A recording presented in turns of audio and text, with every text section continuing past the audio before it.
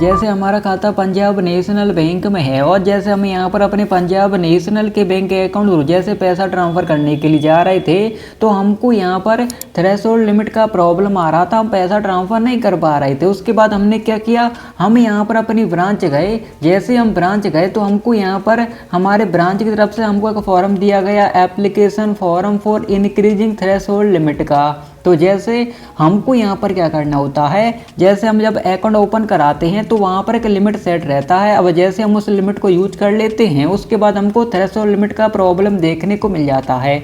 उसके बाद जैसे वह लिमिट यहाँ पर एक्सीड हो जाता है, ख़त्म हो जाता है, उसके बाद हम कहीं भी ट्रांजैक्शन नहीं कर सकते। लेकिन जैसे आप कैश विड्रॉ करना चाहें बैंक जाकर तो वह आप कर सकते हैं, उसमें कोई प्रॉब्लम नहीं, लेकिन ऑनलाइन ट्रांजैक्शन नहीं कर सकते हैं। यह हमको यहाँ पर बैंक के द्वारा बताया गया। अब हमको यह फॉर्म दिया गया तो यह फॉर्म कैसे फिलअप किया जाएगा, तो जैसे आप सबसे पहले देखेंगे नेम ऑफ द ब्रांच, तो आपका ब्रांच नेम क्या है, यानी आपका जिस भी जगह पर ब्रांच होगा, जिस भी शहर में उसी नेम से ब्रांच नेम होता है, तो आप यहाँ पर लिख दें अपना ब्रांच नेम, आपके पासबुक पर लिखा होगा। उसके बाद आपका कस्टमर आईडी क्या है, तो आपका जो पंजाब नेशनल बैंक का अकाउंट उसका कस्टमर आईडी क्या है जो आपके पासबुक पर लिखा होता है, आप लिख दें। अगर आपको नहीं पता तो आप ऑनलाइन निकाल सकते हैं, हम वीडियो बना चुके हैं, वीडियो एंड स्क्रीन पर देखने को मिल जाएगा, तो आप देख लेना कस्टमर आईडी कैसे पता करें।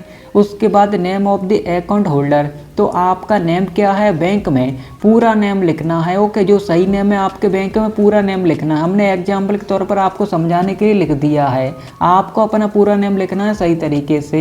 उसके बाद अकाउंट नंबर, तो आपका खाता संख्या क्या है, यानी पंजाब नेशनल बैंक का जो आपका अकाउंट है उसका अकाउंट नंबर क्या है, सही तरीके से लिख देना है।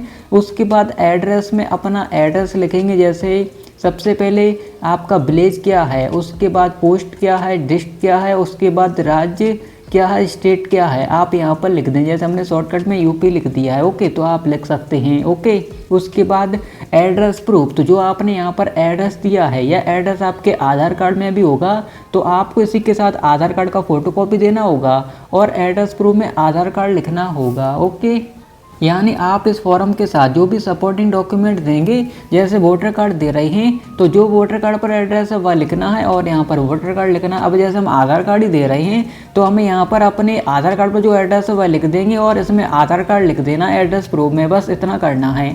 उसके बाद आपका पैन नंबर क्या है, आप यहाँ पर लिख दें।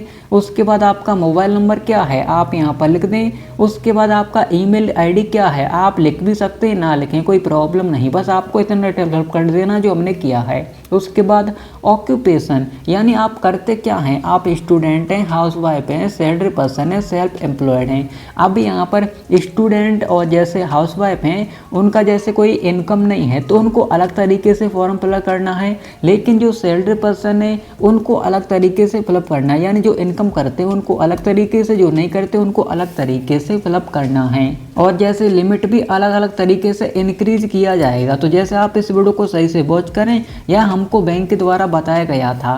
तो जैसे हमने बोला जैसे हम यहाँ पर स्टूडेंट हैं तो हम यहाँ पर क्या करें, अभी जैसे स्टूडेंट भी हो सकते हैं आप, हाउसवाइफ भी हो सकते हैं। ओके, तो अभी हमको यहाँ पर क्या करना है, जैसे स्टूडेंट हमने यहाँ पर लिख दिया। उसके बाद अब जैसे स्टूडेंट है, अब जैसे हमारा कोई इनकम तो है नहीं, इनकम होता तो हम अपना पुराना वाला इनकम, नया वाला इनकम यहाँ पर एक्सप्लेन कर सकते थे, लेकिन हमारा कोई इनकम तो है नहीं, तो हमको यहाँ पर एक ऑप्शन दिया जाता है डिक्लेरेशन वाला, बस हमको इतना इस पर क्लिक कर देना होता है और यहाँ पर कुछ नहीं करना होता है। ओके, अब जैसे आपको क्या करना, जैसे reason for increasing threshold limit में जैसे आपने बहुत सी वीडियो देखी होंगी, वहाँ पर बताते हैं यूपीआई ट्रांजैक्शन, लेकिन हमने इसमें अभी कुछ नहीं लिखा। उन्होंने बताया कि बस आप यहाँ पर जो भी करते हैं, जो भी आप स्टूडेंट हैं तो आप स्टूडेंट लिख दें और इस पर क्लिक कर दें और यहाँ पर अपना डेट ऑफ बर्थ लिखें, जिस दिन यह फॉर्म जमा करें अपने सिग्नेचर करते हैं, बैंक जाकर जमा कर दें। उसके बाद जो भी लिमिट बढ़ाया जाएगा वह बैंक की तरफ से ऑटोमेटिक बढ़ाया जाएगा। ओके,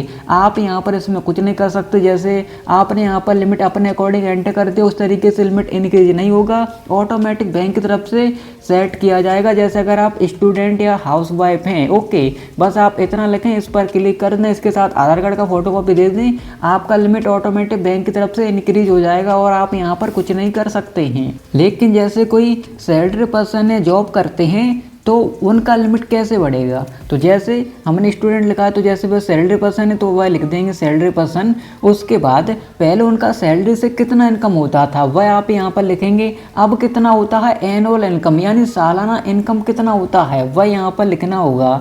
और जैसे आपने लिख दिया उसके बाद आपको एक्सप्लेन भी करना होगा, यानी जैसे आपका जो भी पहले वाला एनुअल इनकम क्या था, नया एनुअल इनकम क्या है। तो जैसे आपका जो एनुअल इनकम है तो आप जैसे आईटीआर भी फाइल करते होंगे तो आपको इसके साथ आईटीआर का फोटोकॉपी भी देना होगा। ओके, अब जो भी आपका सालाना का टर्नओवर होगा, जितना भी आपका सैलरी होगा, उसी के अकॉर्डिंग तो बैंक आपका लिमिट इंक्रीज करेगा। ओके, यानी जैसे अगर आप सैलरी पर्सन है तो आपका जो भी एनुअल इनकम होगा, न्यू एनुअल इनकम, उसके अकॉर्डिंग लिमिट इंक्रीज किया जाएगा। लेकिन जैसे आप स्टूडेंट हाउसवाइफ हैं तो बैंक की तरफ से अलग तरीके से लिमिट इंक्रीज किया जाएगा। ओके, तो जैसे आप स्टूडेंट हाउसवाइफ हैं तो आपको बस इस पर टिक करना होता है। लेकिन जैसे आप सैलरी पर्सन है, सेल्फ एम्प्लॉयड हैं, तो आपको यहाँ पर अपना एनुअल इनकम भी एक्सप्लेन करना होता है, इसके साथ आईटीआर भी फाइल करना होता है। अगर आप लिमिट इंक्रीज करवाना चाहते हैं तो उसके लिए आपको यहाँ पर बैंक को आईटीआर भी सबमिट करना होगा, एक्सप्लेन करना होगा